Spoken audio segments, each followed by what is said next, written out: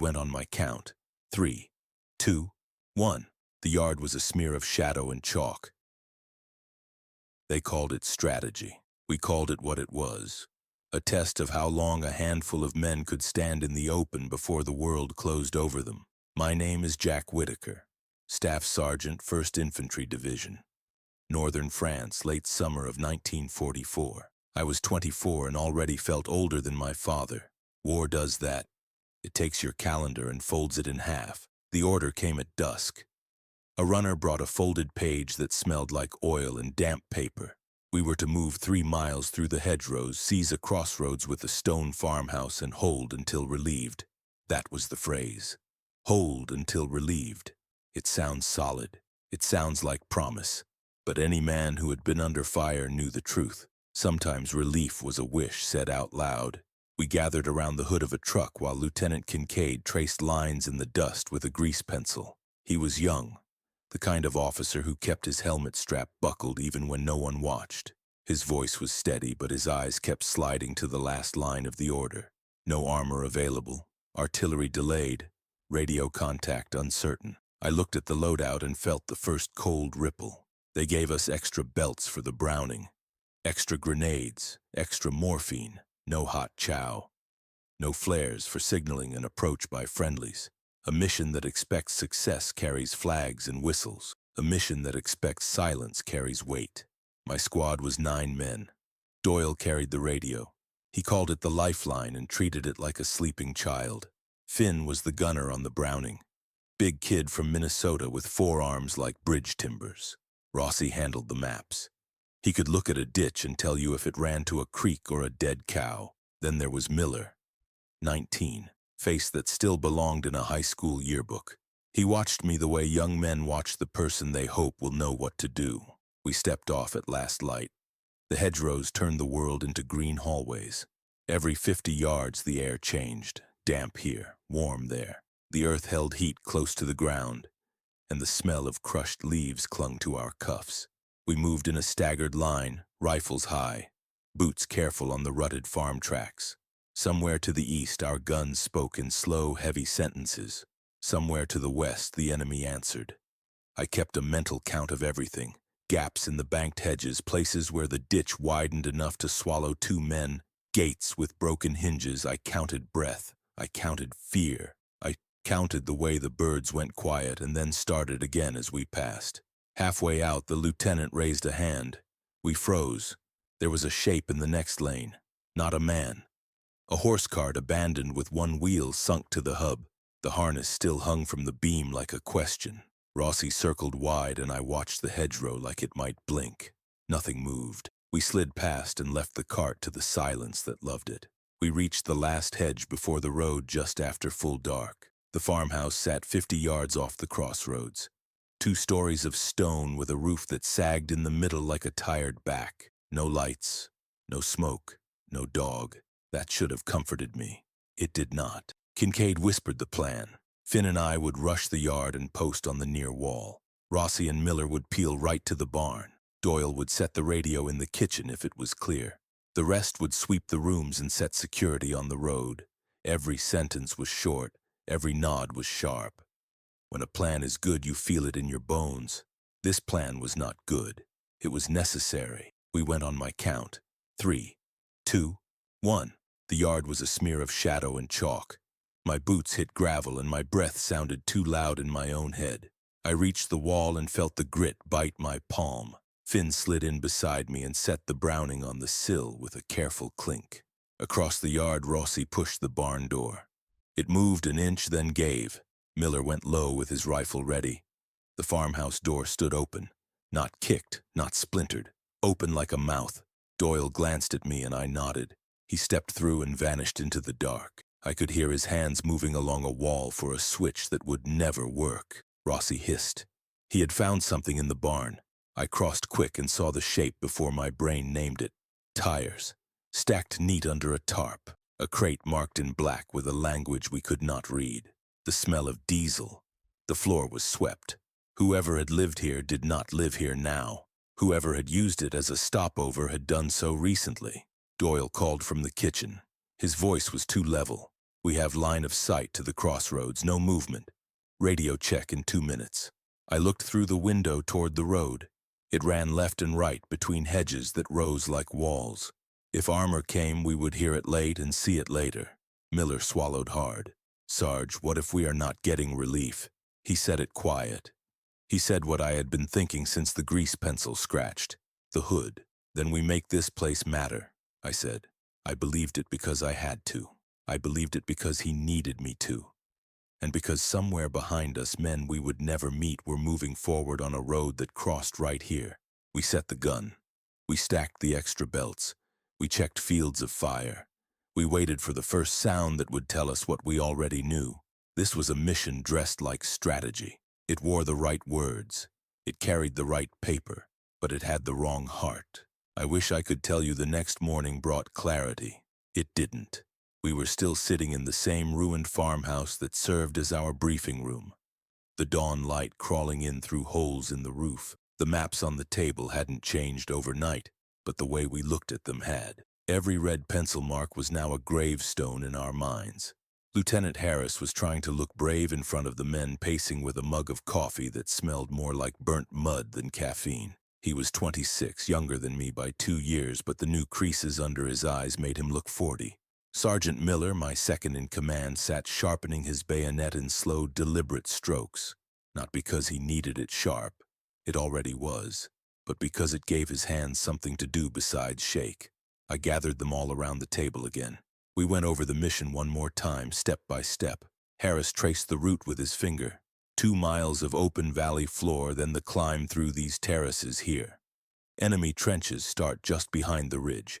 Command says a frontal push will draw their fire long enough for the armor to swing in from the south. Draw their fire, Miller repeated. That's what they're calling it now. His voice was quiet, but the bitterness in it made the air feel colder. Nobody argued with him. Not because he outranked them, but because he just said out loud what we were all thinking. Private Kessler finally broke the silence. Sir, do they even expect us to come back? I told him the truth. I don't know what they expect, but I expect every one of you to fight like you mean to make it home. We don't get to decide the plan. We only decide what kind of men will be inside it. That steadied them a little, just a little. By mid-morning we were moving. 12 of us, helmets low, packs heavy, rifles slung but ready. The air in the valley was damp and smelled faintly of cordite from the shelling that had raked the hills the night before. Fog clung to the ground, curling around our boots. Each step felt too loud. About halfway across the flats, we found what was left of a farmhouse. Its roof had collapsed inward, straw and timber scattered like ribs of a carcass. We paused there for a quick water break. Private Lawson knelt near an old wagon wheel sticking out of the mud. "Sir," he said, pointing to the ground. There were shell casings scattered around the wheel hub, still bright brass. "Fresh," he added. That set every nerve on edge. The ridges, on either side of the valley, suddenly felt closer, as if they'd been leaning in while we weren't looking. We moved on without another word. The fog began to thin as the sun climbed, revealing the terraces ahead. Low stone walls that had once held grapevines before the war tore the land bare. Those walls would give us cover if we reached them, but they also meant the enemy would have the high ground. Harris gave the signal to spread into a staggered line. Miller moved left with his fire team. I took the right flank. That's when we heard it. A distant metallic clatter. Not random. The sound of a tripod leg being set into stone. "Machine gun," Miller muttered into the wind. We dropped low, scanning the terraces, trying to catch a glimpse of movement among the rocks. Nothing yet. Just the whisper of the breeze through empty vines. Another 50 yards and the first shot cracked. A single round meant as a warning. Or maybe just the opening note of the song we'd been sent here to play. The bullet struck the dirt near Harris's boot, throwing up a neat little puff of dust. He didn't flinch. He just raised his fist for the men to hold position. Then the hillside came alive. 2 machine guns opening at once, sweeping the flat ground in long, angry bursts. Dirt kicked up in lines ahead of us, then behind us. We were caught in the open just where the plan had wanted us. We ran for the nearest stone wall, diving behind it as bullets shattered chips of rock into our faces. A few of the men returned fire, short bursts to keep the gunners' heads down. I remember the strange calm that settled over me in that moment. Not courage, something colder. The calm of a man who realizes the worst has already begun and all that's left is to survive each next breath. Harris crawled up beside me, his cheeks streaked with grit. "Captain!" he shouted over the gunfire. "If we stay pinned out here, we'll be gone before the armor even moves." I nodded. I knew he was right. And I knew the decision waiting for me in the next heartbeat would decide whether any of us saw the end of that day. That was the valley's welcome, and it was only the beginning. The stone wall that saved our lives was barely knee-high, a strip of old mortar and broken rocks, just enough to hide behind but never enough to feel safe. The machine guns kept tearing at the wall in angry bursts. Each round punched chips of rock into our helmets. We stayed low, pressed to the dirt, counting the seconds between bursts, waiting for a lull that never really came. Private Kessler clutched his rifle so tight I thought the stock might splinter. His lips were moving in silent prayer. Miller crawled down the line, shouting over the rattle of the guns. "Stay in pairs. Cover each other. Don't waste rounds." Harris pointed to the far side of the terraces where a narrow goat trail zigzagged upward through the rocks. "If we reach that cut, we can flank their first nest," he yelled. It was a gamble, but staying pinned meant dying where we lay. I chose 3 men to go with me, Harris, Miller, and Kessler. The others were to keep firing just enough to keep the enemy busy. We waited for a brief pause in the gunfire, the moment when one belt emptied before the next was fed in. Then we moved. We sprinted crouched, slipping on loose shale, our boots sliding in dust. The air sang with ricochets. One bullet clipped the stone near Harris's head, showering him with grit. He didn't slow. The goat trail was steeper than it looked. Every step upward felt like climbing into the mouth of the guns. The rattle of the Brownings above us grew louder, sharper, echoing between the rocks. Halfway up, we hit a shallow gully that offered a strip of cover. We dove in, gasping for breath, hearts hammering. Miller checked the magazine on his Garand, then looked at me. "Sir, we rushed them in one push. Otherwise, they'll just pin us here too." I nodded. I wasn't sure if it was courage or exhaustion making me agree, but there was no other choice. Harris crawled forward until he could peek over the lip of the gully. He counted under his breath. 1 gun, maybe 2 men on it. "The loader looks green." That was the break we needed. "On 3, I said. We moved as one. We burst out of the gully and charged the last 20 yards. Harris threw a grenade just as the gunner swung the barrel toward us. The blast knocked them both sideways, silencing the first gun. The loader tried to bring up his rifle, but Miller's shot dropped him flat. We crashed behind the sandbag nest, panting, ears ringing from the blast. I scanned the next terrace. Another gun pit 30 yards higher, still spitting. Fire down on our men at the wall. Kessler's hands were shaking too hard to reload. Harris steadied him, clapped his shoulder. "You're good, kid, just breathe." We worked fast, turning the captured gun on the second nest. The burst from their own weapon caught them by surprise, pinning their loader and forcing the gunner to duck. Down below, our men saw the opening and pushed forward to the next wall, firing in short, disciplined bursts. For a few minutes, the valley belonged to us again. Then came the whistle, high and thin, cutting across the echoes. I'd heard that sound before. "Mortars!" I shouted. The first shell landed close enough to throw dirt over our heads. The second hit the terrace we'd just left, tearing a crater where Kessler had been crouched seconds before. The shockwave lifted us half off our feet. We dragged the captured gun back into the shelter of the sandbags and huddled low. The barrage went on, round after round, pounding the slopes below. We could hear our men shouting over the blasts, scrambling for cover. When the shelling finally slowed, smoke and dust drifted through the terraces, turning the sun a dirty orange. I crawled to the edge of the pit and looked down. We'd lost 2 men in the blast, faces I'd known since boot camp. The rest were scattered but alive. Miller met my eyes, reading the weight there. "This is just the warm-up," he said. He was right. The enemy wasn't trying to drive us back anymore. They were softening us up for the push that was still coming. We'd taken the first machine gun nest, but the valley was far from done with us. We held the captured gun pit until the smoke cleared enough to see our own hands. The smell of scorched powder clung to our sleeves, mixing with the grit in our teeth. Down below, the rest of the platoon had pushed halfway up the terraces. They looked like shadows darting from wall to wall under a sky that kept spitting shells. Harris crawled up beside me, his helmet nicked where a chip of shrapnel had kissed the steel. "We've got a break in the barrage. Might be our only window to bring the rest up," he said. I signaled Miller to wave the men forward.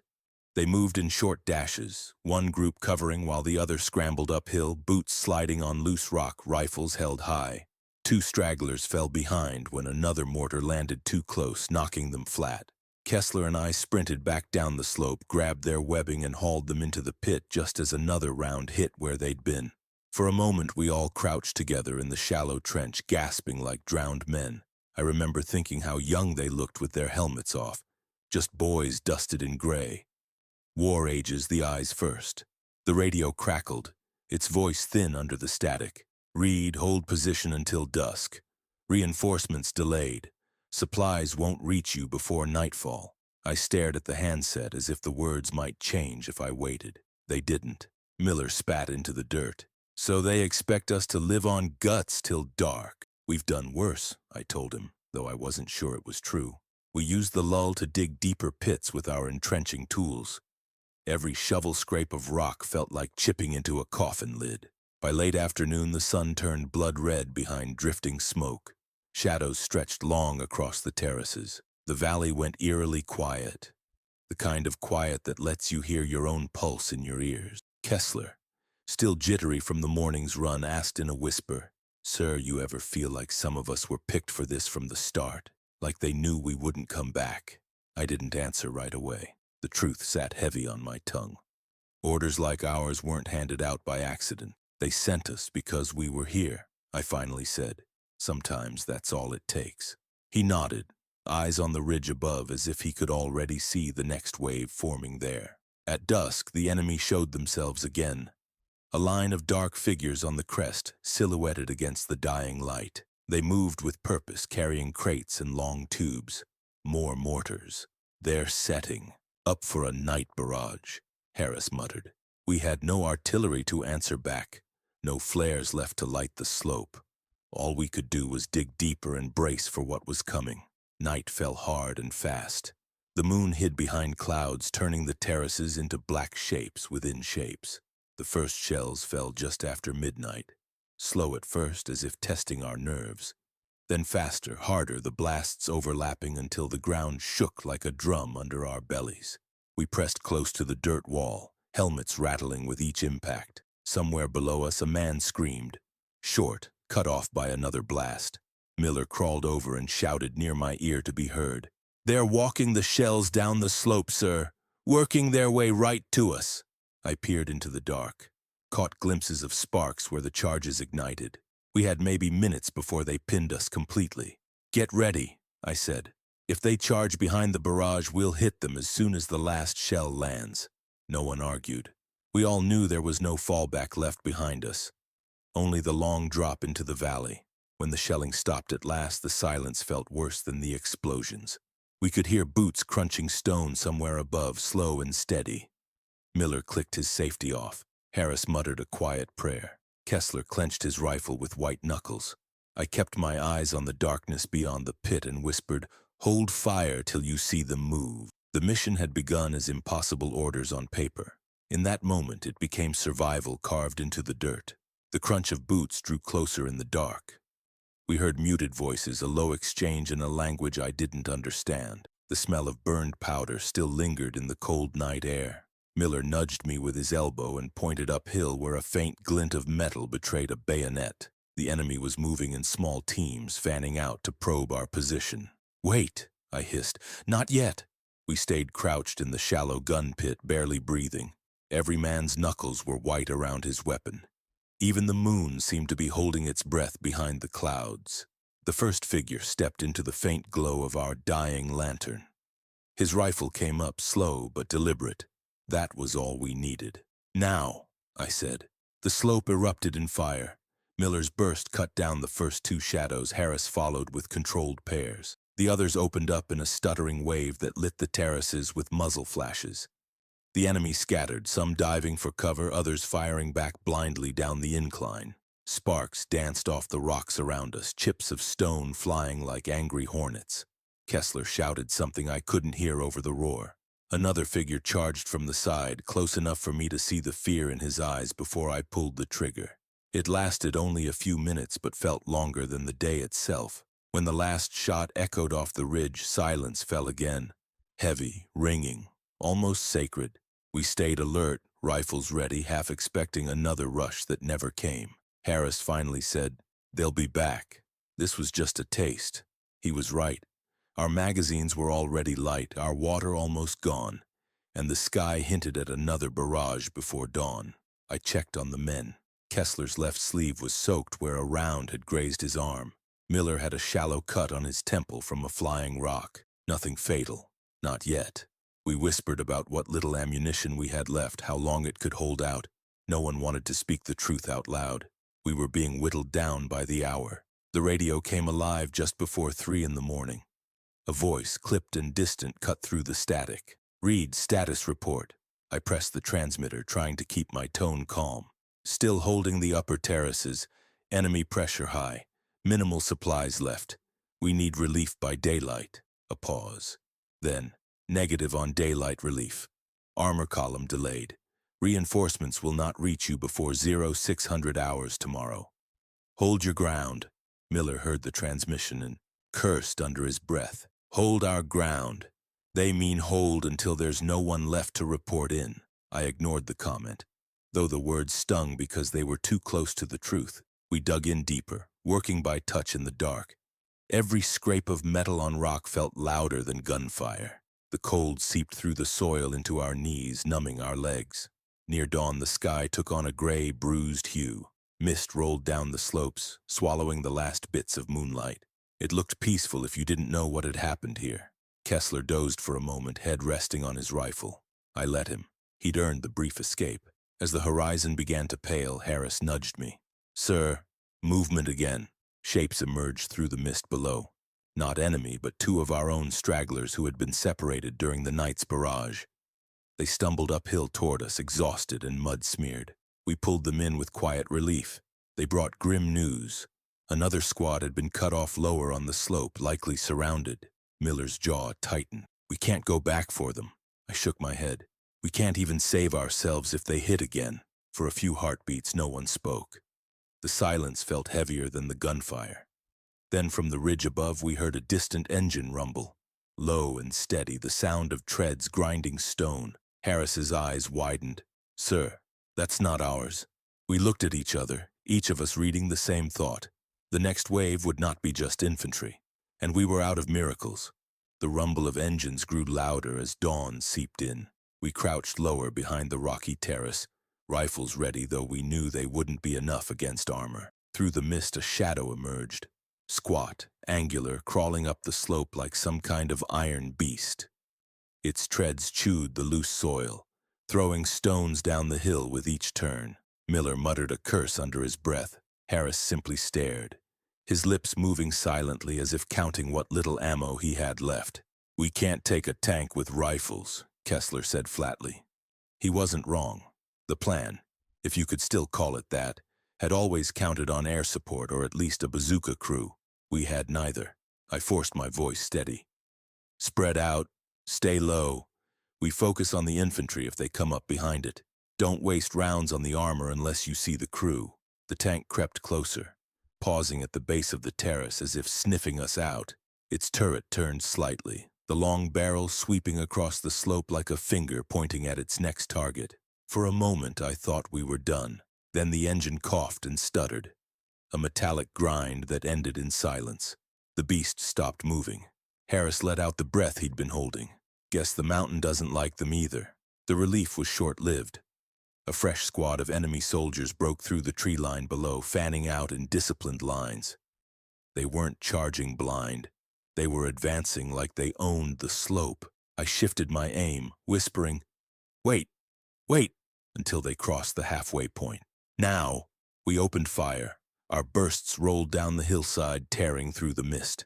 2 men fell in the first volley. The rest dove for cover, returning fire that rattled the rocks inches from our heads.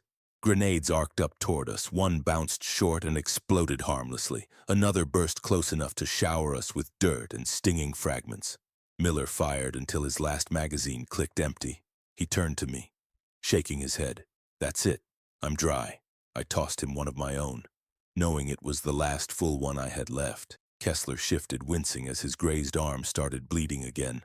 Still, he kept his weapon up, jaw clenched, firing short, controlled bursts. The fight dragged on like that. Short bursts of shooting, then tense quiet, then another exchange. Every minute bled our strength. By mid-morning, the mist began to lift and sunlight exposed us where we crouched. The enemy realized it too and pressed harder, moving in pairs from cover to cover. The radio spat static and then a faint voice. "Bravo 2, hold tight. Air support inbound ETA 20 minutes. Mark your position." Harris nearly laughed at the sky. 20 minutes? We won't have 20 seconds if they push again. Still, the news was something to cling to. I told the men to hold their fire, save the last rounds for when they closed the gap. Minutes crawled by, heavy as stones. The air smelled of hot metal and churned soil. Somewhere below, the tank's engine coughed again but failed to catch. The final push came just as the distant hum of aircraft whispered above the valley. A whistle blew from the enemy line and they surged uphill in a desperate rush. We met them head on. Every rifle cracked. Grenades burst in thunderclaps that shook the slope. I fired until the Browning jammed and then switched to my sidearm, aiming at the shapes that clawed their way upward. Through the chaos, I saw Miller tackle one man with his bare hands to keep him from throwing a grenade. Kessler's rifle jammed and he used it like a club, swinging until the attacker rolled away. Then, like salvation tearing the clouds open, the first fighter jet roared overhead. Its shadow swept the ground, followed by the scream of rockets loosed into the tree line below. The explosion that followed ripped through the enemy ranks, scattering the survivors back toward the woods. The jet made another pass, its cannon hammering the slope below until the last of the assault broke and fled. When the echo faded, the hills smelled of smoke, burned leaves, and spent powder. We stayed crouched for a long minute, unsure if it was really over. Kessler finally let out a ragged laugh that sounded more like a sob. Miller wiped his face with a dirt-streaked sleeve and sat down hard on a rock. We had held, but at what cost? And for how much longer? None of us could yet say. The jets left as quickly as they came, their thunder fading into the distance.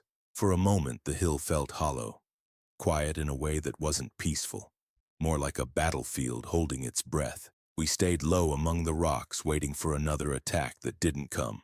Finally, Harris looked at me, his eyes bloodshot and rimmed with dust. "That all of them, you think?" I scanned the tree line below, still seeing shadows that weren't there. "Doesn't matter. We're not leaving this hill, not yet." The radio crackled again, this time clearer. "Bravo 2, you're still up there? Hold position. Command says reinforcements are delayed. Repeat, you're on your own for another 4 hours, copy?" Miller let out a harsh laugh that had no humor in it. 4 hours? We barely made it through 2. I didn't answer. I didn't have words that wouldn't taste like lies. Kessler tore a strip of cloth from his shirt to bind his arm tighter. His face was pale, but he kept his rifle in reach. The man never stopped preparing for the next fight, even when it was already tearing at him. We checked our ammo. Between the 4 of us, we had a handful of full magazines, 2 grenades, and the Browning down to its last belt. Enough to scare the next wave, maybe, but not enough to stop them. The smell of burned soil and gun oil clung to everything. The morning sun felt like it was staring at us, pitiless and hot on the back of our necks. We took turns drinking from one dented canteen, its water warm and tasting faintly of metal. Each sip felt like a stolen luxury. Harris sat apart for a while, staring at the slope where so many had fallen. When he spoke, his voice was low, more to himself than to us. "Back at home, they'll call this a victory if we hold. They won't say how it feels. They won't mention the names." His words hit harder than the gunfire had. We all went quiet after that. The kind of quiet that makes you listen to your own breathing just to prove you're still there. Close to noon, the wind shifted, carrying the sound of distant artillery from somewhere deep in the valley. No shells fell on us, not yet, but the sound was enough to tighten every muscle in my body. Kessler adjusted his bandage and grunted. "They're not done. They'll come again. You know that, right?" I nodded. I knew. It's a strange thing, knowing you might not live to see another sunset, but still clinging to each second like it owes you something. Around 1 in the afternoon, the sky clouded, muting the heat. but it brought with it that heavy pressure in the air that always seems to warn of more fighting. We dug in deeper, adjusting our positions, stacking the last sandbags. Miller scouted the rear slope to make sure we wouldn't be flanked. When he came back, his face was grim. Tracks. Looks like another squad tried circling behind. Didn't get far. Either turned back or got taken out. That meant we were still being hunted. We settled back into the rocks and waited. Waiting can be worse than fighting. At least in a firefight, you know what you're facing. Waiting leaves you with your thoughts, with every memory, every regret, every face you've tried not to picture. The radio stayed quiet. No more promises of help. At some point, Harris dozed off against a rock, his helmet tipped forward. I let him sleep. If we were going to die, at least one of us deserved a few minutes of peace first. Late afternoon shadows began to stretch across the slope when I heard it again. The same faint grinding that had woken me before dawn. The tank, the iron beast that had stalled earlier. Its engine coughed, sputtered, then caught with a deep growl. This time it didn't stall. It began to climb the hill again, slow but relentless, and behind it I could see shapes moving, more soldiers advancing in its wake. I shook Harris awake and motioned to the others. Our last stand was about to begin.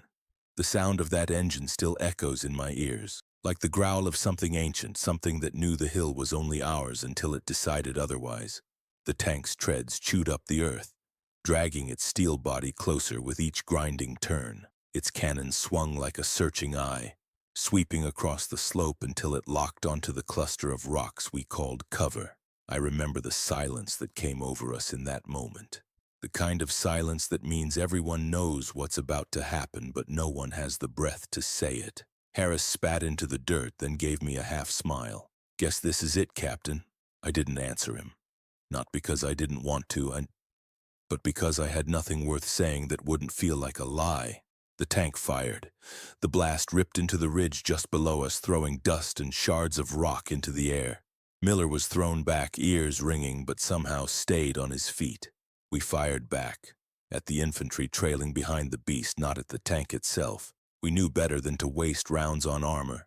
Our job wasn't to kill the machine, it was to hold the line long enough that the men behind us, men we'd never meet, could live. The Browning rattled through its last belt of ammo, cutting down the first line of soldiers as they scrambled up the slope. Harris lobbed a grenade that landed true, scattering another group into the tree line. But the tank kept coming, closer. Its next shot tore through the sandbags on our flank, sending a geyser of dirt into the sky. We were running out of everything. Ammo, grenades, even strength. Kessler, still bleeding from his arm, leaned against a rock, rifle in his good hand. His voice was hoarse but steady. "Captain, we've done our part. We've bought them their time. Maybe that's enough." I opened my mouth to argue but stopped. He was right. The mission was never about surviving. It was about delaying the inevitable long enough for others to get clear. The radio crackled one last time. A garbled message barely cutting through the static. "Reinforcements. 20 minutes out. Hold if you can. 20 minutes. A lifetime and a heartbeat all at once." The tank fired again, striking the far edge of our line and throwing Miller to the ground. He didn't get back up. I felt something in me shift. Not fear, not anger, just a grim resolve. "Harris," I said quietly, "we hold until they're here, or until we're not." He nodded once. "Wouldn't have it any other way." The last stretch of the fight was a blur of noise and flashes. Rifles cracking, grenades bursting, the tank's cannon booming like thunder. We pushed every last round, every last breath, into holding that hill. Then the distant whine of engines reached us. Not the tank's guttural growl, but the rising roar of our own armored column cresting the far ridge. The enemy faltered.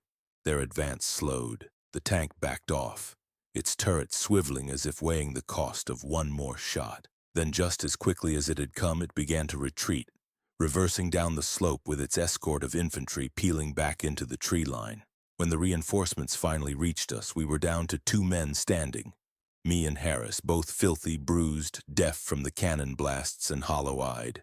The hill was a graveyard of craters and torn earth. We had held it, but at a price I still count in faces, not numbers. Decades later, I can still smell the cordite on that wind. I can still hear Miller's laugh. Kessler's gruff muttering, the grind of the tank that almost erased us. People call it a victory. I know better. It was survival, and survival always comes at a cost. If this story stayed with you, share it. If it made you think, let me know in the comments. And if you want to hear more voices from the past, you already know what to do. Because stories like this deserve to be remembered, not for the battles won, but for the men who stood when standing meant everything.